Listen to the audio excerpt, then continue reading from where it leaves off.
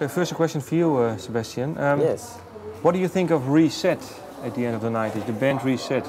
Yeah, it's funny because when I was like 14, it's one of the first shows I ever saw was Reset. I used to go to their shows, and obviously we all went to the same school, so I sort of heard about it that way. And I actually was a really big fan, so I used to go to all their shows. Yeah. Okay, and what do you think now when you look back?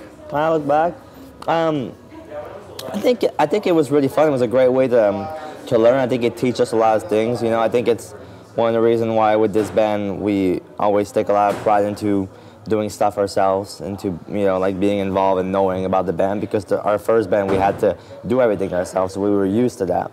So I think we brought that to Simple Plan, and I think that it turned out to be a great thing for us, because it gave us experience and lots of, I don't know, just, I guess, wisdom, as far as the music industry and how things goes. And I mean, I'm so proud of it. It's always fun when you see people bringing like their Reset CDs or talking about it or whatever, because it was a big part of growing up and learning how to be in a band and learning how to be like a good musician. So I think it had a big impact on me at least, and yeah, so I'm proud of it.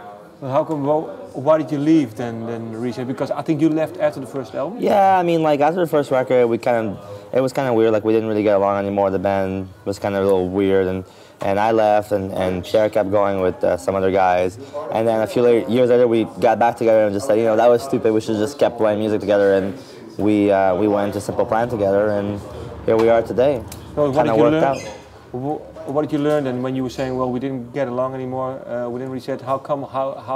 How do you do things different now then? Well, I think you understand that there are things like the bigger picture, the big goal that you have is way more important than the little fights you can have on tour, or like the stupid little stuff, or even just egos or whatever. You learn to let things go and say, you know what, like we're all friends, we love music. Why fight? Like we have something very important. We should totally protect it. We should take care of it. We shouldn't, let stupid little frustration get in the way of what's important, what really matters. That's what we learned, I guess, from this. That's what I learned from this band, from my first band.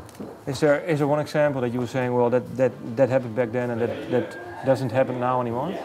Yeah, I mean, like, I think you realize that when there's tension or conflict in a band, you can either make it worse or you can make it go away. And I think that we've learned to make it go away by you sit down and you talk about it. You, instead of screaming or being angry, you calm everything down and you try to have a good discussion. Like when someone starts yelling, you, instead of yelling back and getting into it and having confrontation, you diffuse the situation and you try to talk it out. And I think that in our first band we didn't do that, and now we do that with this band because we realize how important it is and how much we care about this band and how far we've taken it. So there's no point to destroy that,